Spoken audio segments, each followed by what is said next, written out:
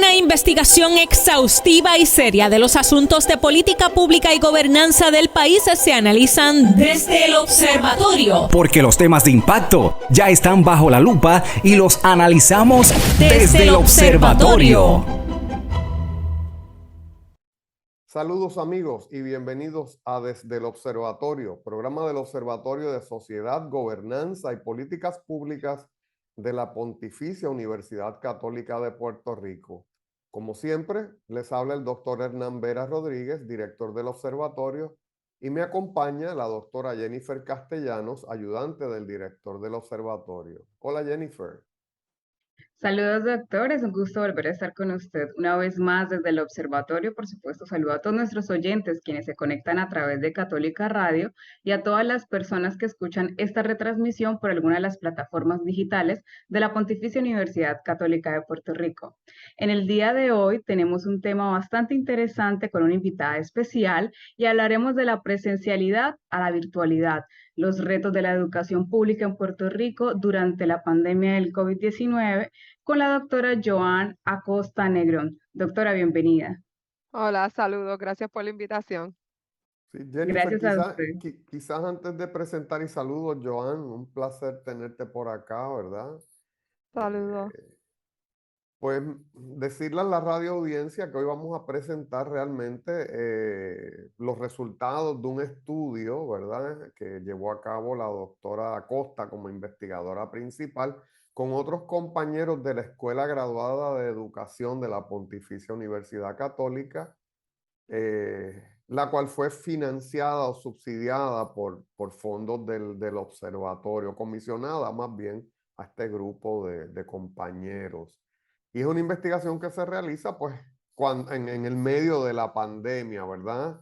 La presidencia de la universidad y la dirección del observatorio pues entienden que es necesario, ¿verdad? Echar luz sobre lo que estaba pasando en aquel momento. Y ahora compartimos esto con la radio audiencia de modo que pueda servir, ¿verdad? De una métrica para y de guía para situaciones similares que puede enfrentar el país en otro momento. Así que Jennifer, si eres tan amable, preséntale a la radio audiencia a la doctora Acosta. Claro que sí, con mucho gusto. La doctora Joana Acosta Negrón es puertorriqueña y psicóloga clínica de profesión. Su preparación académica se forjó en la Universidad de Puerto Rico, recinto de Ponce, donde obtuvo un bachillerato en psicología forense. Además, completó una maestría en consejería psicológica de la Universidad Interamericana de Puerto Rico, recinto de San Germán, y un doctorado en psicología clínica con concentración en filosofía de la Pontificia Universidad Católica de Puerto Rico, recinto de Ponce. Además de obtener una certificación posgradual en neurociencias y aprendizaje de la Ponce Health Science University y certificación profesional en neurociencias cognitivas aplicadas a la educación de la Universidad de Puerto Rico, recinto de ciencias médicas en Río Piedras. La doctora Acosta se licenció hace 12 años y desde entonces se ha desempeñado en diversos escenarios desde la esfera privada y gubernamental, ofreciendo servicios como conferenciante, tallerista, evaluadora y psicoterapeuta. Ejemplo de ello lo son sus funciones en la administración de instituciones juveniles, Hospital de Niños y Departamento de Educación de Puerto Rico. En esta última prestó servicios durante 10 años a niños y niñas pertenecientes al programa de educación especial en las escuelas públicas de Puerto Rico bajo programas federales y corporaciones privadas. Ha participado como ponente en Puerto Rico, Colombia, República Dominicana, Costa Rica, entre otros. Fue directora asociada de la Escuela Graduada en Educación de la Pontificia Universidad Católica de Puerto Rico, donde actualmente funge como catedrática auxiliar ofreciendo cursos en las áreas de psicología escolar, consejería académica y neurofisiología. Las líneas de interés son la educación, el neurodesarrollo infantil y las enfermedades crónicas desarrolladas durante la infancia y la adolescencia. Al presente, la doctora Acosta es miembro de la Asociación de Psicólogos de Puerto Rico, la Asociación Americana de Psicología y la Sociedad Interamericana de Psicología. Con esta reseña le damos paso y bienvenido, por supuesto, una vez más a la doctora Joan Acosta. Gracias un millón por la invitación y por compartir esta información con ustedes. Claro, Doctora, nos gustaría que nos hablaras un poquito del equipo de investigación, de los orígenes de la investigación, de los objetivos que se trazaron, ¿verdad? En aquel momento, y para luego entonces adentrarnos a la investigación per se. Pues muy buenas tardes. Pues en un primer ámbito, esta investigación nace como una propuesta básicamente del observatorio. Se abrió esta propuesta a la facultad de la Universidad Católica, de la Pontificia, y en nuestro interés, obviamente por ser un colegio, ¿verdad? Una escuela graduada en educación particularmente, y en el momento en que estábamos viviendo, entendíamos que era prudente que nos adentráramos entonces a esta investigación y a lo que estaba pidiendo en este caso el observatorio. En el ámbito mío personal, pues siempre he tenido mucho interés en la educación, así que toqué puertas a varios compañeros de nuestro colegio, el doctor Mónico Sanabria, el doctor Arne Colón, la doctora Patricia Landers, y todos se interesaron en trabajar el tema, particularmente de lo que es la educación en el periodo en que estábamos viviendo, que era el periodo, ¿verdad?, de la pandemia, que aún, ¿verdad?, hasta el día de ayer Claro. todavía estábamos bajo las medidas de lo que es pues, el periodo de pandemia.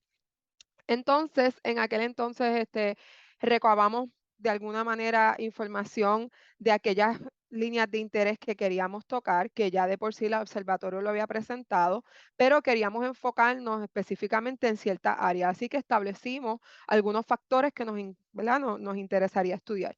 En ese entonces establecimos, ¿verdad?, la participación del estudiante, nos interesaría conocer también las estrategias utilizadas por los docentes, los recursos que utilizan durante el periodo de pandemia y finalmente también el apoyo que han recibido durante ese periodo, tanto de, ¿verdad?, de lo que son las oficinas regionales y centrales. Sabemos que el Departamento de Educación es un monstruo de sistema y requiere de alguna manera que conozcamos a profundidad cómo está organizado para de alguna manera saber hasta dónde o qué elementos de ese sistema necesitábamos trabajar. Sí, a mí me parece interesante porque, ¿verdad? Desde otro punto de vista, ¿verdad? Como docente, y tú también como docentes, pues tuvimos una experiencia paralela, ¿verdad? Yo recuerdo, he recordado ya en varios programas que con nosotros la presidencia de la universidad y los directivos de la universidad tuvieron una reunión porque, ¿verdad? Estaba esta idea que si se detenía el mundo, ¿verdad? Y se evitaba el contagio por 15 días, pues el virus no se iba a seguir propagando. Pero la gente, pues no hizo mucho caso de eso. Entonces, en la universidad nos fuimos un miércoles para el lunes comenzar un periodo de 15 días para volver en 15 días. Y el periodo, pues, se extendió hasta casi 2 años, ¿no? Y Definitivo. entonces, pues resultan bien importantes esas variables que traen, ¿verdad? De los estudiantes, del apoyo, etcétera, ¿no? Sí, fue una respuesta sumamente rápida, ¿verdad? Un cambio muy rápido, drástico. Y la literatura dice que en aquel momento, ¿verdad? No se tomaba en cuenta si realmente nosotros contábamos con los recursos y si inclusive había un desfase entre lo que pedía el departamento y lo que se le exigía a los docentes y también se le estaba exigiendo al estudiantado. Un estudiantado, ¿verdad? Que sabemos que tenemos nenes desde kindergarten hasta el grado 12 que posiblemente nunca habían tenido la experiencia en una educación virtual. Y los maestros, pues, aunque conocían, ¿verdad? Y lo vamos a ver más adelante, un poco sobre lo que es la virtualidad de la educación, pero no es lo mismo utilizar las TICs, ¿verdad? Las tecnologías de la información para llevar una clase, que entonces movernos únicamente a la educación virtual como método de enseñanza. Sí, Doctora Yolanda, ajá, sí, perdón. No, a mí iba a me decir gusta, que lo mismo pasó en el teletrabajo, que Jennifer y yo y otros compañeros hemos dedicado programas a ello, ¿no? Se hablaba del teletrabajo, había unos programitas pilotos de teletrabajo, pero el que todo el mundo estuviese trabajando de manera remota o un gran segmento de la población, pues no era común. Así que, pues, es una situación muy paralela. Doctora Castellano. Sí, gracias.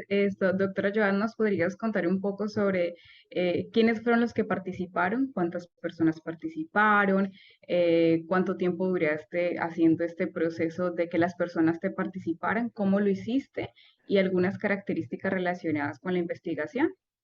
Pues miren, en un comienzo fue un poco cuesta arriba. Sabemos que el sistema, nosotros lo hicimos en medio de la pandemia, así que la comunicación, nos dimos cuenta, ¿verdad? En aquel entonces, que la comunicación del mismo sistema de lo que es las oficinas regionales y centrales con sus profesores y con los directores de escuela era básicamente por internet.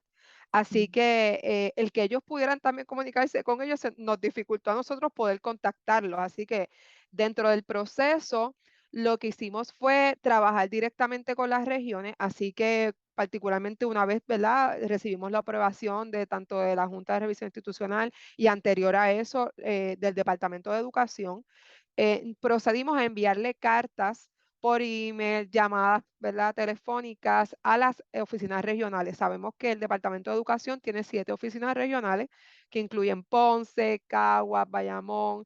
Hay unas mucho más grandes que otras, obviamente. Ujú. Y una vez enviamos las cartas, honestamente hubo muy poca respuesta, pero dentro de la propuesta habíamos vislumbrado el poder hacer algún otro tipo de contacto a nivel de las redes sociales. Sabemos que los maestros se organizan muy bien. Ujú. Así que ellos cuentan con la Federación de Maestros, con la Asociación de Maestros, así que hicimos el acercamiento a todas esas entidades que los representan y ahí fue que tuvimos entonces y pudimos recolectar esa muestra. Esa muestra fue de alrededor que comenzaron 463 y, ¿verdad? Disminuyó porque muchos de ellos no completaron el informe, ¿verdad? El cuestionario, así que tuvimos una muestra como tal de 242 participantes, que aún así, ¿verdad? En momentos como ese, para nosotros fue un logro. Esa muestra se distribuyó bastante bien entre las diferentes regiones. Tuvimos representación de todas las regiones, particularmente de Ponce, que es el área azul, ¿verdad? Creo que los contactos que hicimos fue mayormente en esta área y recolectamos esa información, particularmente de ellos. La mayoría eran mujeres, un 70% el 80% de la población que participó de maestros fueron mujeres. Sabemos que es una representación de lo que es la población total de maestros, la Claro. mayoría son féminas, y pertenecían al nivel intermedio y superior. Tuvimos un 25% de participación, casi un 30, 26% de participación de maestros de elemental. Así que hubo de todo, inclusive hasta de educación especial. Fue muy bueno, así que entendemos que hay una representación de todas esas áreas. Yo quiero, ¿verdad? Puntualizarle a la audiencia los retos que conlleva esta investigación en medio de la pandemia, ¿verdad? Porque hubiese sido muy fácil hacer una investigación similar durante la presencialidad, porque uno con los permisos adecuados, pues se allega a las escuelas en ciertos periodos y reparte los cuestionarios o los entregas un lunes y los recoges un miércoles, ¿verdad? Pero entonces esto es convocar a los profesores, a los maestros a través de las redes sociales y tratar de motivarlos a llenar ese cuestionario y a completarlo. Así que ha sido un logro. Por otro lado, bueno, y en el medio del mare magnum, ¿no? En el medio de la situación de que estás tratando de aprender, muchos de ellos, y de pelear con el sistema de las redes sociales, ¿verdad? El Ujú. internet, la energía eléctrica y todas esas situaciones. Muy sorprendido también, Joan, desde el observatorio, la rapidez con la que te concedieron los permisos, ¿no? Esos son procesos que quizás porque ellos mismos estaban buscando esa medida, ¿verdad? Y saber cómo estaba funcionando la situación. Así que me parece, ¿verdad? Que hubo una bonita colaboración entre el Departamento de Educación, sus regiones y el observatorio a través de ustedes. Sí, tuvimos, gracias a Dios, tuvo una comunicación directa con el profesor Sánchez, que es el que dirige el área básicamente de permisología dentro del departamento. Todavía me contactó con él. Y creo que esa parte fue bastante ágil. En 2 semanas, inclusive él me llamaba, mira, te falta tal cosa. Así que yo creo que dentro de todo se agilizó el proceso y como bien usted dice, yo creo que hay una motivación también del departamento de saber cuáles son esas virtudes y esas deficiencias que han tenido durante el proceso. Obviamente siempre buscamos mejorar, hay que ver, ¿verdad? Si paulatinamente esta investigación, como sé que otras que se han desarrollado, abonan a ese cambio y a esa mejoría del sistema. ¿Quieres Sí, pasar? Ujú, sí, sí, Jennifer. no sé si antes de terminar este segmento nos cuentas un poco como cuáles fueron esas grandes dimensiones o que estabas indagando en tus instrumentos, o sea, los instrumentos que se le aplicaron a las personas, que son básicamente encuestas en línea, ¿no? Se les enviaba un enlace a las personas, ellos contestaban un cuestionario. ¿Qué dimensiones o qué variables en investigación consideraste al momento de indagar por esta situación para los maestros en Puerto Rico? Como bien comenta, doctora, nosotros utilizamos lo que es la plataforma de SciData, que es una plataforma, ¿verdad?, que tanto la Junta de Revisión Institucional como también se ha utilizado en otras investigaciones, viendo, ¿verdad?, el panorama en el que estábamos viviendo.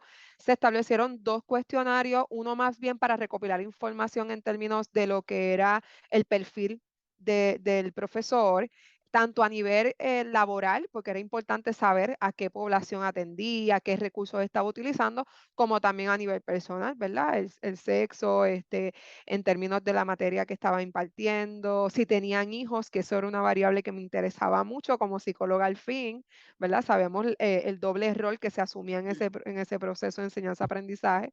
Así que primero tuvimos ese primer instrumento y luego entonces entrábamos a lo que era el cuestionario. Las variables, como bien dice, a explorarse era el apoyo central y regional. Cuando hablamos del apoyo, hablamos de qué tipo de servicio estaban recibiendo en términos de orientación, talleres, recursos tecnológicos, si en realidad, ¿verdad?, eso se estaba dando tanto en las diferentes oficinas como también dentro de la escuela. El director, cómo respondía a esas necesidades de los docentes. Tenemos la variable de preparación del profesor, en este caso del docente, preparación en educación virtual. Y ahí, ¿verdad? Exploramos dentro del proceso dos tiempos, el antes y el después. Era importante para nosotros conocer si anterior al evento estos docentes habían adquirido algún dominio de la tecnología a través de talleres, etcétera, conferencias. Y eso era algo realmente importante porque estábamos viendo, ¿verdad?, la capacidad que tenía el sistema para preparar estos maestros para eventos como este. También tuvimos la utilidad de los recursos, eso fue otra variable, recursos tecnológicos, físicos y humanos, y hablamos del uso de la computadora, el tener técnicos ¿verdad?, que respondieran a las necesidades de los maestros, si también utilizaban recursos en términos de pares, ¿verdad?, que eso era muy importante. Y finalmente también teníamos lo de la participación de los estudiantes, cómo el docente de alguna manera podía caracterizar y manifestar esa presencialidad virtual, cómo ellos lo probaban, cómo lo hacían, de qué manera ellos podían estar, de alguna manera, podían evidenciar, ¿verdad? Esa participación del estudiante dentro del proceso de enseñanza-aprendizaje. Ok. Y de estas, en total, ¿cuántos reactivos tenían que contestar las personas? Es decir, tenías como tres grandes categorías, si no estoy mal de las que mencionaste, que 4. serían cuatro categorías. Y de esas cuatro categorías, ¿cuántos reactivos o cuántas preguntas tenían que contestar los maestros? Todas eran 10 con excepción de apoyo central y regional que tenía 11. Y en la parte del formulario, ¿verdad?, de perfil, eran 8 preguntas. Eran 8 Ok. preguntas, así que no era tan extenso, pero sí, obviamente, como bien dice el doctor, en un periodo donde los maestros estaban tan agobiados, etcétera, a veces era difícil que lo completaran de lleno, así que logramos de cierta manera que una buena muestra Sí, dentro de todo. otra Sí. cosa que nosotros encontramos en aquel momento, porque teníamos otra investigación corriendo paralelamente a la tuya, que Ujú. era la de los trabajadores, ¿verdad? En Puerto Rico, es que en aquel momento mucha de la investigación o toda la investigación se mueve a la virtualidad. Entonces los sujetos, las personas, estábamos bombardeados por todos lados con distintas posibilidades de investigación, tesis doctorales, tesis de maestría, proyectos de universidades, porque muchas universidades pues queríamos darle explicación a estos fenómenos que estaban surgiendo, porque son fenómenos que uno espera que ocurran una sola vez en la vida, ¿verdad? Y entonces pues había que darle esa explicación y había que moverse con gran agilidad. Y entonces Definitivo. eso pues... Algo que usted trae con relación a eso, me parece ese punto de no sabíamos, ¿verdad?, lo que era estar en la virtualidad hasta que vemos este bombardeo, etcétera. Y cuando eso sucede, muchos de los maestros, ¿verdad?, tuve la oportunidad de hablar con alguno de ellos. Yo trabajé en escuelas, ¿verdad?, por 10 años, y me decían, es que ya estoy cansada de estar mirando ¿verdad?, los emails, ya no quiero seguir completando cosas. Y era bien difícil poder motivarlos a que lo hicieran. Y como bien usted dice, también es un plus el poder hacerlo y llegar a mucha gente a nivel virtual, pero también la investigación trae retos porque uno como investigador quiere ir más allá, pero se imposibilita por el proceso de ser virtual. Y uno, ay, yo quisiera preguntar tal cosa o quisiera ver cómo contestan X cosa, ¿verdad?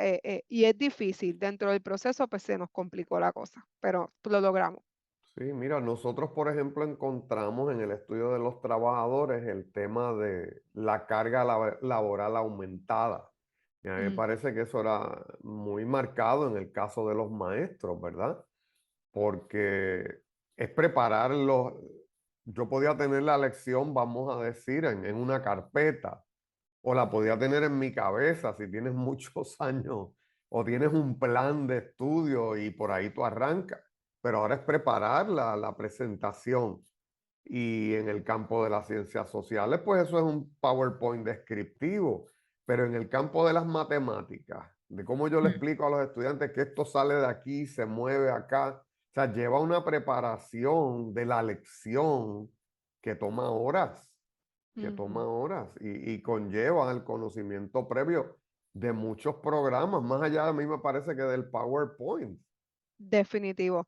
Algo que pudimos ver durante, y vamos a verlo ahorita quizá con los hallazgos, era que el mayor reto para estos maestros era la especialización de esa información que ahora tenían que llevar a cabo a nivel virtual.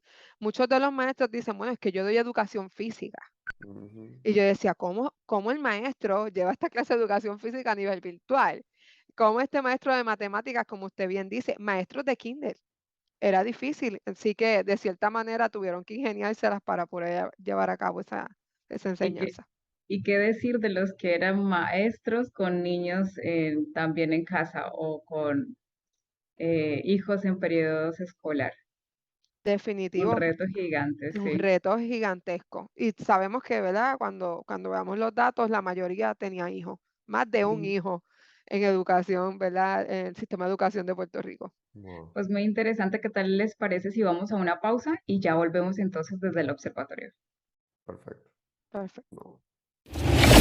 Desde el observatorio, bajo la lupa, acciones con propuestas. Amigos, estamos de vuelta desde el observatorio, hoy conversando con la doctora Joana Costa Negrón de su investigación titulada De la presencialidad a la virtualidad, los retos de la educación pública en Puerto Rico durante la pandemia del COVID-19. En el segmento anterior hablábamos un poco de esa contextualización de su investigación, de las variables que abordó en esta investigación, y ahora hablaremos un poco de sus resultados, de las conclusiones y algunas recomendaciones de esta investigación. Doctor Vera. Sí, a mí me gustaría que la doctora, ¿verdad?, fuera expresando los resultados principales, quizás a la luz de cada una de las variables que nos presentaste en el segmento anterior, y entonces nosotros intervenimos y te damos seguimiento. Pues muy bien. Quisiera contextualizar, como estábamos hablando ahorita, quiénes eran esos participantes para poder entonces verlos a la luz de esos hallazgos que tuvimos. Por ejemplo, tuvimos la mayoría de nuestros participantes eran féminas, pero también, como bien dije, eran profesores que daban servicio a estudiantes ya sea de intermedia o superior. También importante acentuar que estos participantes, un 70% tenía hijos también cursando cursos con el departamento, tomando cursos con el Departamento de Educación. Así que a la vez que estaban impartiendo clase, también atendían las necesidades de esos niños, ¿verdad?, que tenían en su hogar. Y eso es importante porque ahí vemos también la situación en términos de estrés que pudieran estar experimentando estos maestros y el nivel de satisfacción que pudiera también tener el maestro, dado a la carga que tenía en ese momento, ¿verdad? Eh, por causa de la pandemia. Bueno, y unas limitaciones también, porque en una casa, si uno tiene muchos aparatos electrónicos conectados al Ujú, mismo internet a la vez, pues estás compartiendo el ancho de banda y eso crea unas lentitudes, ¿no? Ujú, Y fíjate cómo, según el estudio de nosotros, tienes una casa que de momento se convierte en lugar de trabajo y de momento se convierte en una extensión de la escuela también, ujú. ¿no? Y todas las dinámicas sociales y familiares que eso puede traer y afectar. Así que seguimos con tus resultados. Y me parece excelente lo que acaba de decir, porque entonces abre la puerta para explorar esas áreas al momento de entonces establecer un plan de respuesta para esos maestros, que ahorita vamos a hablar un poco sobre eso. En términos de la cantidad de estudiantes que atendía ese maestro, alrededor de un 53% atendía a 21 a 53 estudiantes, que pues la demanda también que tenía ese maestro realmente era mucha. En términos de la materia, hay diversas, porque entendimos que como era intermedia y superior, muchos de los cursos no están contemplados como si fueran cursos regulares. Tenemos, ellos cogen agricultura, cogen geometría, que no está catalogado como matemática, así que hay muchas especialidades. Sin embargo, el Ujú, mayor que reportaron los maestros ofrecer fue el español y estudios sociales, que ahora se toma en conjunto, ¿verdad? Y ha habido cambios curriculares y eso pues es entendible. En términos de aparatos electrónicos, nos hablaron de computadoras, sin embargo, tuvimos como un 11% que no indicaron ni computadoras ni tabletas, o sea que podemos pensar que puede ser celulares o otro artefacto que inclusive es mucho más dificultoso el poder dar cursos, ujú. ¿verdad? Lo sabemos, wow. utilizando algún otro tipo de medio.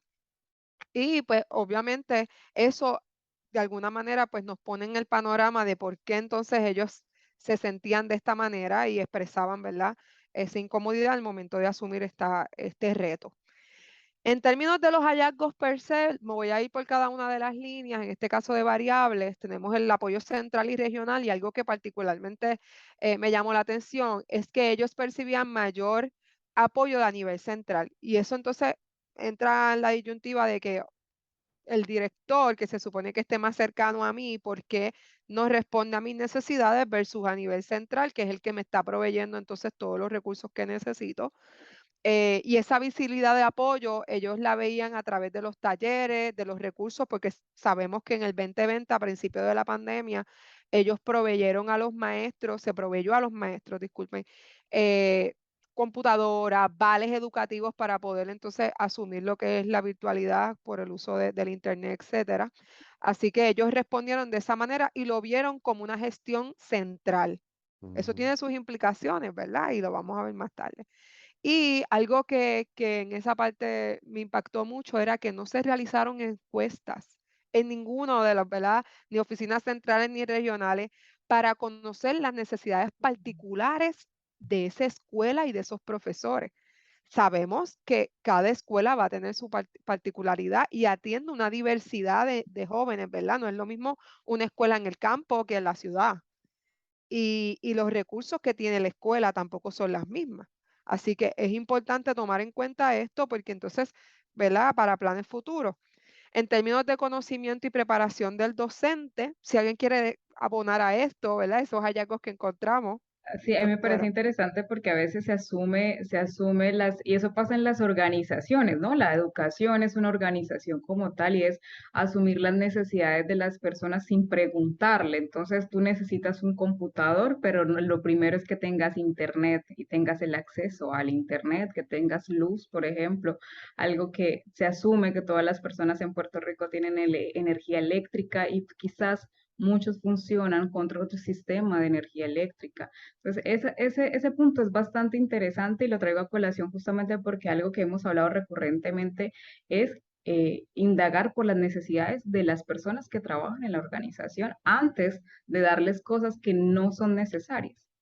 Exacto. Y algo que yo, particularmente cuando trabajaba en escuela, siempre veía era que asumimos una generalización, ¿verdad?, de recursos. Claro, Ah, estos niños tienen computadora. Inclusive los papás cuentan con la preparación académica o ese recurso, exacto. ¿verdad?, cognitivo para, mire, yo te voy a enseñar cómo se prende la computadora, cómo se usa. Yo tenía padres que, ¿verdad? Y conocemos de padres que no conocían lo que era una computadora. Que a veces son los niños los que resultan enseñándole a los padres. Así mismo. Y esa dinámica creo que la vivieron muchos maestros. Mm. Doctor. No, a mí lo que me parece, fíjate, oyéndolas a ustedes, es fascinante. Yo sé que es una palabra que hemos sobreutilizado, relajado, lo de la resiliencia, ¿no? Esa capacidad que tuvo este país y sus componentes de rebotar y de entrarle a esa difícil situación. Porque, pues, ¿verdad? Que aquí no, una sola talla no sirve para todos. O sea, hay personas que viven en la ruralía, donde conseguir internet es difícil, donde, ¿verdad? Muchos de los accesos, pues, son difíciles. ¿Cómo se da esta solidaridad social, me imagino, en los barrios? Un papá enseñándole a otro, un estudiante enseñándole a otro. Es una riqueza, ¿verdad? Que si uno hubiera tenido todo el tiempo y obviamente la pandemia no lo permitió, pues con otras herramientas de la investigación social, pues uno hubiera podido, ¿verdad? Destapar toda esa riqueza, porque me parece que se tiene que haber dado esa solidaridad, esa organicidad en la sociedad para poder salir adelante y sacar mi hijo, pero el hijo del vecino y Sí, el no. del otro también adelante. Sí, y creo que eso que usted trae en términos humanos, a Ujú. nosotras, ¿verdad? La doctora Castellano, que viene del área de psicología también, yo creo que eso es algo que deberíamos retomar en un futuro para ver cómo la respuesta del ciudadano, ¿verdad?, ante estos retos y ver esas estrategias que se utilizan, ¿verdad?, por parte de los ciudadanos para enfrentar situaciones adversas. Eso sería espectacular.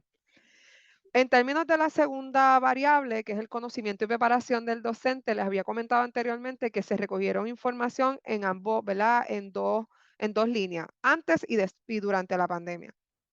Algo que se vio, ¿verdad? Durante esta investigación es el cambio en ese conocimiento, en esa preparación.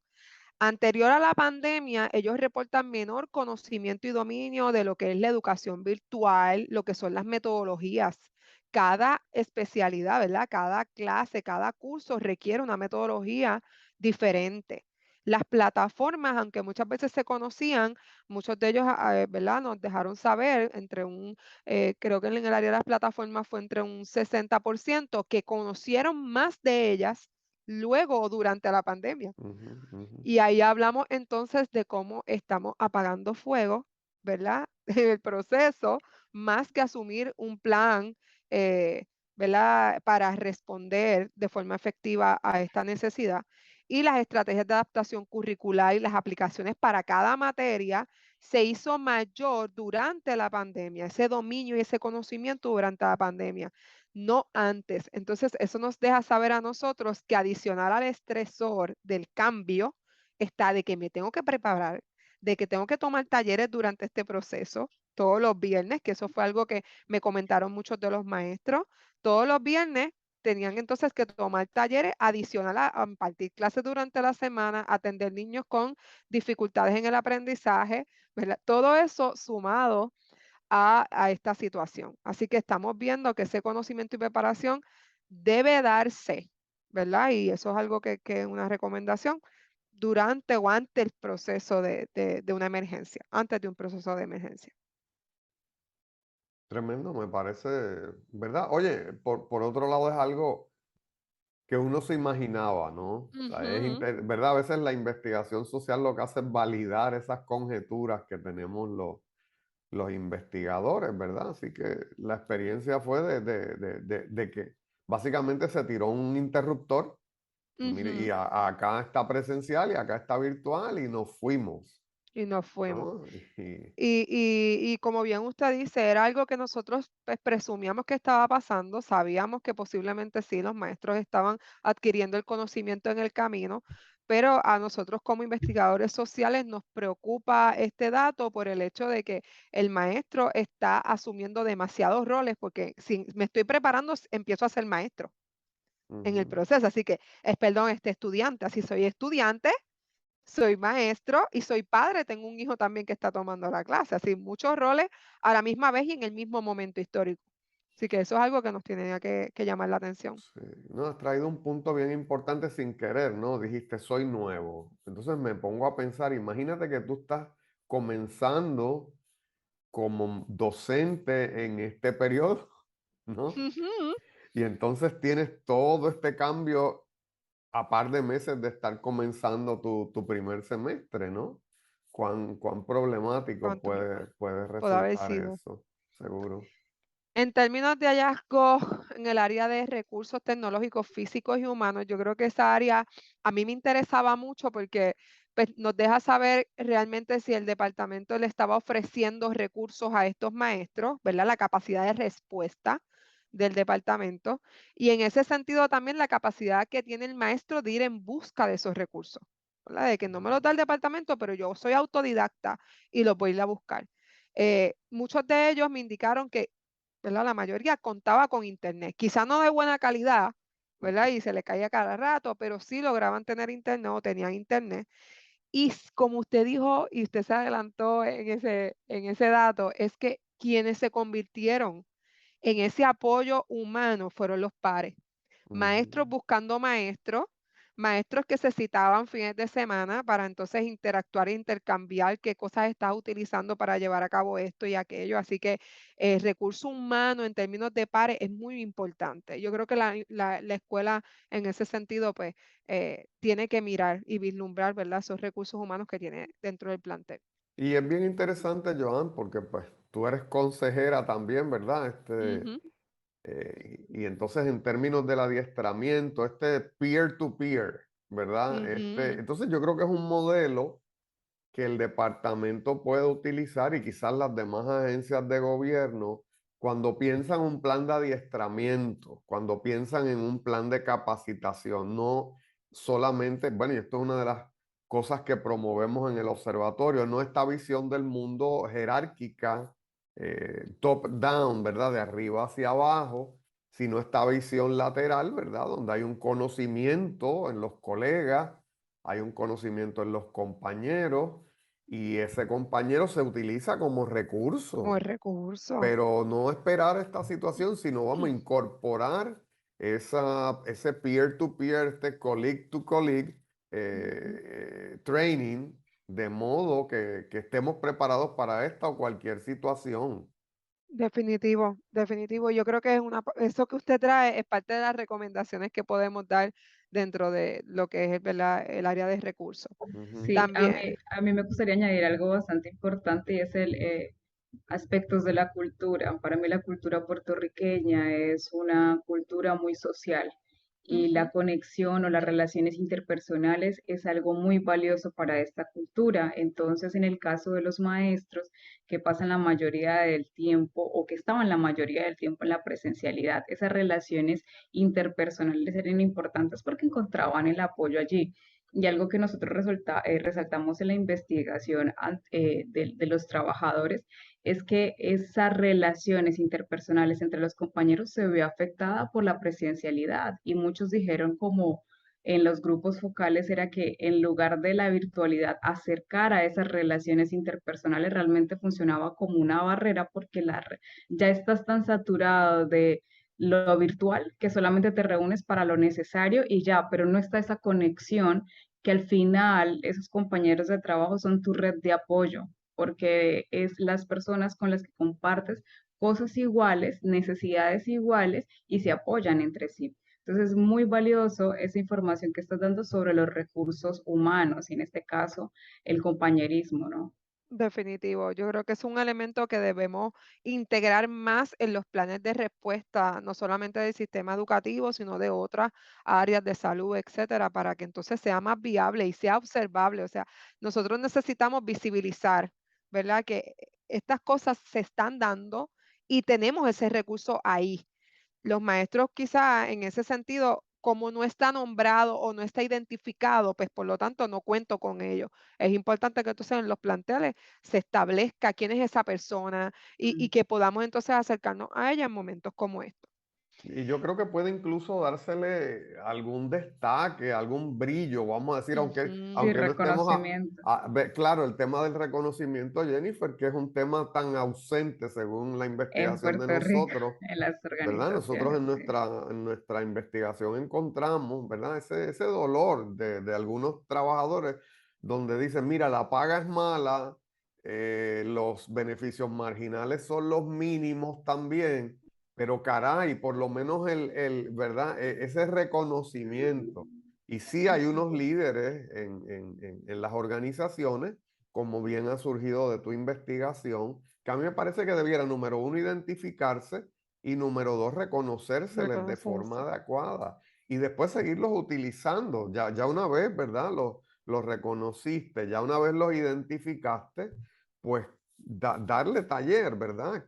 Ya que estas personas tienen ese arraigo en la base y Ujú. tienen ese conocimiento, pues que continúen esa función que quizás asumieron durante la pandemia. Definitivo. Punto y aparte, yo como psicóloga, yo vivo en un lugar donde hay muchos maestros. Ujú, Mi vecina es un recurso tecnológico para todos los vecinos, porque domina casi todo, Canva, lo que fuera. Y recuerdo que en aquel momento venían grupos de maestros con sus, ¿verdad? Se usaban sus mascarillas y todo, pero venían aquí a hacerle consulta, que fue ujú, algo que yo vi ¿verdad? Como ciudadana, y yo decía, en realidad sí se está dando ese claro. peer-to-peer, como bien dice. Ujú, En términos de qué cosas faltaron en esos recursos, estamos viendo, ¿verdad? Que la mayoría de ellos nos indicó que hubo ausencia de planes de seguridad tecnológica y eso fue algo que a mí me sí, sorprendió porque siendo el Departamento de Educación hay una información, ¿verdad? Que es bien, yo diría sutil, bien importante, que es crítica y que es necesario, ¿verdad? Que contemos con unos planes de seguridad, especialmente cuando trabajamos con educación virtual. En el proceso sabemos que ellos se integraron a lo que es Microsoft Teams, etcétera, y eso le proveyó, ¿verdad? Mayor seguridad, etcétera. Pero en el proceso no fue algo que se había, ¿verdad? Estipulado con anterioridad y se pudo, de alguna manera, los maestros lo podían prever de que yo cuento con la seguridad. No, ellos lo hicieron en el proceso y eso entonces no les dio esa garantía. No hubo esos manuales para el uso de plataformas. ujú, Empezamos porque recuerdo que cuando se empezó por Zoom. Pero luego entonces, y cada maestro se tenía que pagar el suyo, etcétera. Luego se integró Microsoft, pero entonces, ¿cómo yo uso Microsoft? ¿Cómo trabajo X o Y cosa? Pues empezó a hacer los talleres en el proceso también. Y algo que fue bien curioso para mí, porque aunque estoy dentro de lo que es el Departamento de Educación y estuve, no sabía que el departamento contara con tan pocos técnicos. Tiene 37 técnicos y wow, 860 y pico de escuelas. wow. Y yo digo, y si cada escuela hay 40 maestros, imagínense el reto para el maestro si se encontraba en una situación en la que no le servía la computadora, la plataforma se le caía. ¿Cómo respondemos? Entonces hay que buscar, ¿verdad? De alguna forma trabajar en eso.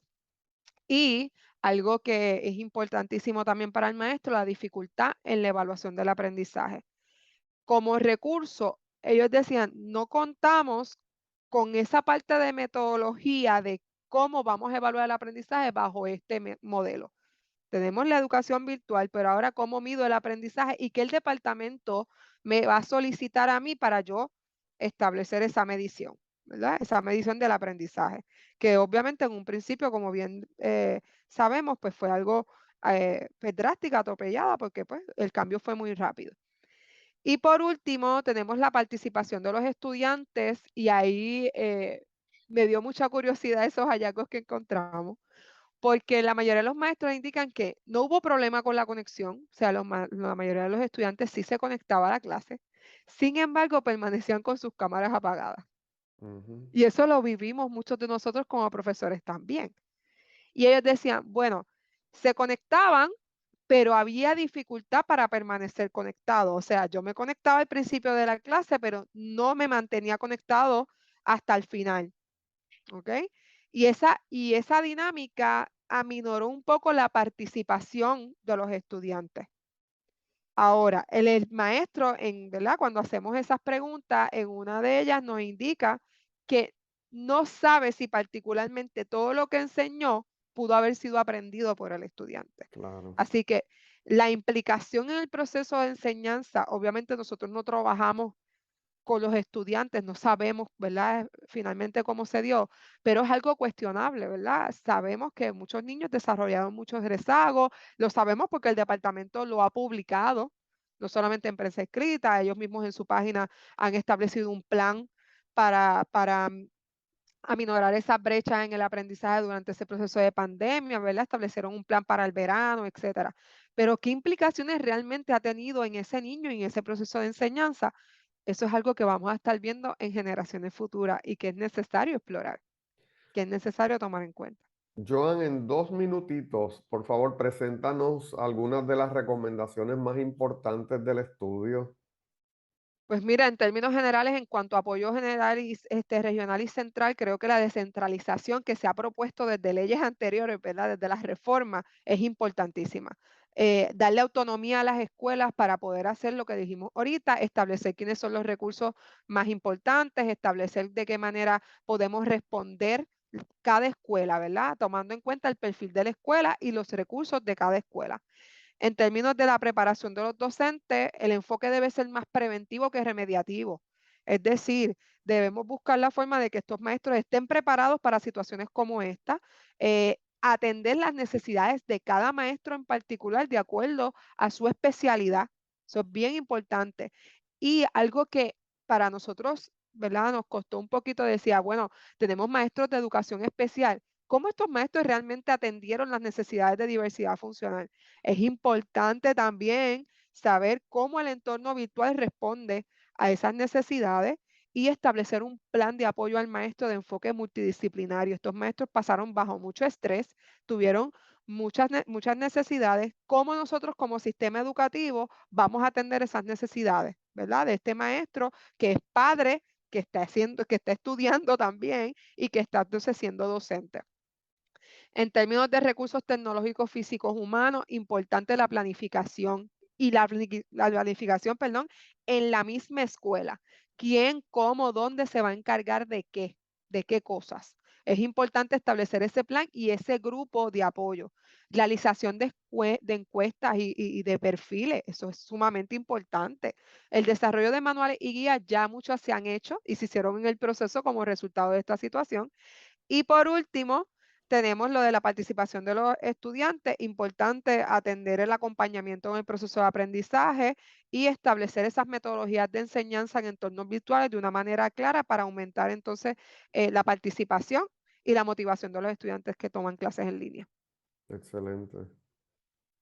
Doctor Vera, ¿algún comentario ya para finalizar? Muchísimas gracias, doctora Joan. Excelente información. No, Gracias. simplemente agradecerle a la doctora, quizás, ¿verdad? Nosotros decirle a la audiencia que en un futuro el observatorio va a tratar de tener un repositorio donde están todas las investigaciones que hemos realizado y obviamente pues estos resultados y todo el informe de investigación pues estará disponible. Pues muy bien, doctor Vera. Pues nuevamente muchísimas gracias, doctora Joan, por aceptar nuestra invitación, por compartirnos esa información tan valiosa para todos nuestros maestros en Puerto Rico. Agradecemos la asistencia y por supuesto a todos los que nos escucharon el día de hoy por Católica Radio y quienes escuchan la retransmisión por cualquiera de las plataformas digitales de la Pontificia Universidad Católica de Puerto Rico. Hasta aquí hemos llegado. Les recordamos una vez más que nos vemos la próxima semana en un episodio más desde el observatorio. Hasta la próxima. Muchísimas gracias. Hasta la Gracias. próxima. Buen día. Forma parte de nuestro análisis. Comparte tus opiniones con el panel. Comunícate con nosotros a observatorio.pucpr@pucpr.edu. Desde el observatorio, una producción de la Pontificia Universidad Católica de Puerto Rico.